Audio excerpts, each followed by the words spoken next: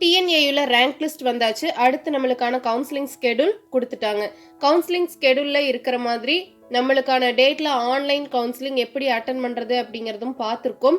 Counselling ஃபீ பே பண்ணி choice filling எப்படி பண்றது அப்படிங்கிறதுமே ஆல்ரெடி பார்த்தாச்சு. அடுத்து சீட் அலாட்மெண்ட். இப்போ நீங்க உங்களோட சாய்ஸ் ப்ரிஃபரன்ஸ் எல்லாம் சேஞ்ச் பண்ணதுக்கு அப்புறம் சீட் அலாட்மெண்ட் அப்படிங்கிறது உங்களோட நெக்ஸ்ட் ப்ராசஸாக இருக்கும். ஸோ நீங்கள் உங்களுக்கு சாய்ஸ் ஃபில்லிங் எல்லாம் பண்ணதுக்கு அப்புறம் அடுத்த டேட்டில் என்ன பண்ணுவாங்க அப்படின்னு பார்த்தீங்கன்னா உங்களுக்கு சீட் அலாட்மெண்ட் அப்படிங்கிறது கொடுப்பாங்க. அதை நீங்கள் எப்படி பார்க்கணும், அதுக்கு அப்புறம் என்னென்ன ப்ராசஸ் இருக்குது அப்படிங்கிறது இந்த கிளிப்பில் நம்ம ஃபுல்லாக பார்த்துடலாம். ஸோ இப்போ நீங்கள் உங்களுக்கு ஆன்லைன் கவுன்சிலிங் முடிஞ்சாச்சு, அதாவது காலேஜ் ப்ரெஃபரன்ஸ் நீங்கள் பண்ணி முடிச்சாச்சு. அடுத்த டேட் உங்களுக்கு சீட் அலாட்மெண்ட் டேட் அப்போ நீங்கள் என்ன பண்ணணும் அப்படின்னு பார்த்தீங்கன்னா TNAUonline.in, அதாவது நீங்கள் காலேஜ் ப்ரெஃபரன்ஸ் கொடுத்துருப்பீங்க இல்லையா, ஆல்ரெடி வந்துட்டு உங்களுக்கு ஒரு rank, general rank, community rank இதுக்கெல்லாம் கூப்பிட்டுருப்பாங்க. நீங்கள் உள்ளே போய் கவுன்சிலிங் ஃபீ பே பண்ணி உங்களோட காலேஜ் ப்ரெஃபரன்ஸை கொடுத்து சப்மிட் பண்ணியிருப்பீங்க. இப்போது அதே லிங்க்லேயே நீங்கள் என்ன பண்ணணும் அப்படின்னு பார்த்தீங்கன்னா உள்ளே போகணும். TNAUonline.inல அண்டர் கிராஜுவேட் அப்படிங்கிற இந்த க்ரீன் டேப் இருக்கு இல்லையா, அதை கிளிக் பண்ணி எப்பவும் போல் நீங்கள் காலேஜ் ப்ரெஃபரன்ஸ் கொடுத்த மாதிரியே அகெயின் கேண்டிடேட் லாகின் அப்படிங்கிற அந்த டேபை கிளிக் பண்ணி உள்ளே போயிட்டு உங்களோட யூசர் ஐடி, பாஸ்வேர்டு, அதுக்கப்புறம் உங்களுக்கான அந்த நம்பர் கொடுத்துருப்பாங்க, ஒரு கால்குலேஷன் மாதிரி இருக்கும். அந்த செக்யூரிட்டி கோடையும் நீங்கள் கொடுத்து என்ன பண்ணிக்கணும் அப்படின்னு பார்த்தீங்கன்னா என்டர் பண்ணிக்கணும். இதுதான் உங்களுக்கான செகண்ட் ஸ்டெப், அதாவது சீட் அலாட்மெண்ட் ப்ராசஸில் நீங்கள் பண்ண வேண்டியது. பண்ணி உள்ளுக்குள்ளே போனதுக்கப்புறம் உங்களுக்கு இந்த மாதிரி தான் ஷோ ஆகும். வியூ காலேஜ் ப்ரெஃபரன்ஸ், அதுக்கப்புறம் view allotted seat, click here to upload documents, இந்த மாதிரி வந்துட்டு உங்களுக்கு டேப் ஷோ ஆகும். ஸோ உங்களுக்கு சீட் அலாட் ஆகி இருந்தால் இங்கே வந்துட்டு ப்ரொவிஷ்னல் சீட் அலாட்மெண்ட் லெட்டர் அப்படின்னு சொல்லிட்டு ஒரு டேப் இருக்கும். அங்கே நீங்கள் என்ன பண்ணிக்கலாம் அப்படின்னு பார்த்தீங்கன்னா பிரிண்ட் பண்ணிக்கலாம். ஸோ இங்கே இப்படி தான் உங்களுக்கு இருக்கும். உங்களோட காலேஜ் நேம், அதுக்கப்புறம் உங்களுக்கு என்ன டிகிரி அலாட் ஆகிருக்கு, உங்களுக்கான ஸ்டேட்டஸ், அதுக்கப்புறம் டேட் ஆஃப் சீட் அலாட்மெண்ட், இது எல்லாமே கொடுத்துருப்பாங்க. அப்புறம் நீங்கள் என்ன பண்ணிக்கலாம் அப்படின்னு பார்த்தீங்கன்னா ப்ரொவிஷனல் அலாட்மெண்ட் லிஸ்ட்டை டவுன்லோட் பண்ணிக்கலாம். இன்கேஸ் உங்களுக்கு எந்த ஒரு சீட்டும் அலாட் ஆகலைன்னா இங்கே download provisional seat allotment letter அப்படிங்கிற அந்த டேப் என்ன இருக்கும் அப்படின்னு பார்த்தீங்கன்னா பிளாங்காக இருக்கும். உங்களுக்கு சீட் இல்லை அப்படின்னா, உங்களுக்கு ஃபஸ்ட் ஃபேஸ் ஆஃப் கவுன்சிலிங்கில் சீட் இல்லை அப்படின்னா நாட் காட் சான்ஸ், அதுக்கப்புறம் உங்களுக்கு ப்ரொவிஷனல் அலாட்மெண்ட் லெட்டரில் எல்லாம் பிளாங்காக இருக்கும். இதுதான் உங்களுக்கான 2 விதமான கேட்டகரி ஆஃப் ஸ்டூடெண்ட்ஸ்.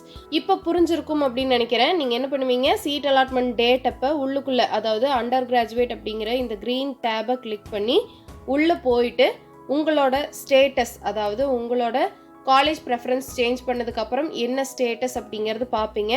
இன்கேஸ் உங்களுக்கு சீட் அலாட் ஆகலைன்னா நாட் காட் சான்ஸ் அப்படிங்கிற அந்த ஸ்டேட்டஸ் ஷோ ஆகும். உங்களுக்கு சீட் அலாட் ஆகி இருந்தால் நீங்கள் என்ன பண்ணிக்கலாம், ப்ரொவிஷ்னல் அலாட்மெண்ட் லெட்டரை டவுன்லோட் பண்ணிக்கலாம். அந்த லெட்டரில் உங்களுக்கான சர்டிஃபிகேட் வெரிஃபிகேஷன் டேட்டு எல்லாமே கொடுத்துருப்பாங்க. இதுதான் உங்களுக்கு எப்பவும் இருக்கிற ஒரு ப்ராசஸ். சரி, இப்போ உங்களுக்கு ப்ரொவிஷ்னல் அலாட்மெண்ட் லெட்டரை டவுன்லோட் பண்ணதுக்கு அப்புறம் நீங்கள் என்ன பண்ணணும், ஃபீஸ் பே பண்ணணும். இனிஷியல் அமௌண்ட் 20,000 நீங்கள் பே பண்ணணும்.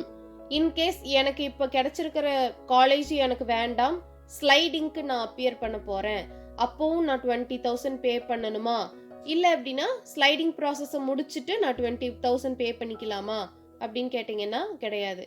நீங்கள் ஃபஸ்ட்டு 20,000 பே பண்ணிட்டு தான் ஸ்லைடிங் ப்ராசஸ்க்கு போக முடியும். இந்த இனிஷியல் பேமெண்ட்டை பே பண்ணாதான் அடுத்து சர்டிஃபிகேட் வெரிஃபிகேஷன், அதுக்கப்புறம் ஸ்லைடிங் ப்ராசஸ், இந்த மாதிரியான ப்ராசஸ்க்கும் நீங்கள் மூவ் ஆக முடியும். ஸோ 20,000 எப்போ பே பண்ணுவீங்க, உங்களுக்கு சீட் அலாட் ஆனதுக்கு அப்புறம் ப்ரொவிஷ்னல் அலாட்மெண்ட் லெட்டர் எடுத்துட்டு அதுக்கப்புறம் தான் நீங்கள் பே பண்ணுவீங்க 20,000. இது நெட் பேங்கிங்காக இருக்கலாம், கிரெடிட் கார்டு, டெபிட் கார்டு, எதில் வேணாலும் நீங்கள் பே பண்ணிக்கலாம். ஆன்லைன் கவுன்சிலிங் அட்டன் பண்ணுறவங்க, ஆஃப்லைன் கவுன்சிலிங் அட்டன் பண்ணுறவங்களுக்கும் உங்களுக்கான அனௌன்ஸ்மெண்ட் வெப்சைட்லேயே கொடுத்துருவாங்க. நீங்கள் எந்த மோடில் பே பண்ணணுமோ, ஆஃப்லைனாக இருந்தாலும் ஆன்லைனாக இருந்தாலும் உங்களுக்கு தெளிவான கிளாரிட்டி ஐடியா என்ன பண்ணிடுவாங்க, வெப்சைட்லேயே அனௌன்ஸ்மெண்ட் கொடுத்துருவாங்க. ஸோ இப்போ ஆன்லைன் கவுன்சிலிங்னு பார்க்கும்போது உங்களுக்கு 20,000 பே பண்ணணும். சீட் அலாட்மெண்ட் ஆனதுக்கு அப்புறம் ப்ரொவிஷ்னல் அலாட்மெண்ட் லெட்டர் உங்களுக்கு வந்ததுக்கு அப்புறம் தான் நீங்கள் 20,000 பே பண்ணுவீங்க. 20,000 பே பண்ணதுக்கு அப்புறம் தான் நீங்கள் என்ன பண்ணணும், உங்களுக்கு இந்த காலேஜை விட வேறு ஏதாவது ஒரு காலேஜ், என்னோட அப்பர் ப்ரெஃபரன்ஸில் இருக்கிற காலேஜில் சீட்டு கிடைச்சா நல்லா இருக்கும் அப்படிங்கிற ஒரு எண்ணத்தில் இருப்பீங்க. அவங்க ஸ்லைடிங்க்கு அப்பியர் பண்ணிக்கலாம். பட் ஸ்லைடிங்க்கு நீங்கள் அப்பியர் பண்ணி வேறு காலேஜில் சீட்டு கிடச்சிட்டா ஆல்ரெடி உங்களுக்கு கிடைச்ச காலேஜ் என்ன பண்ணிடுவாங்க, உங்களுக்கு கிடைக்காது. ஸ்லைடிங் அப்பியர் பண்ணி உங்களுக்கு அப்பர் காலேஜஸில் காலேஜ் எந்த காலேஜும் கிடைக்கலைன்னா ஆல்ரெடி கிடைச்ச சீட் என்ன பண்ணிப்பாங்க அப்படின்னு பார்த்தீங்கன்னா உங்களுக்கே தான் கொடுப்பாங்க. ஒன்றும் ப்ராப்ளம் கிடையாது, ரிட்டன் ஆயிரும். All the best all of you. Share your knowledge as much as you can.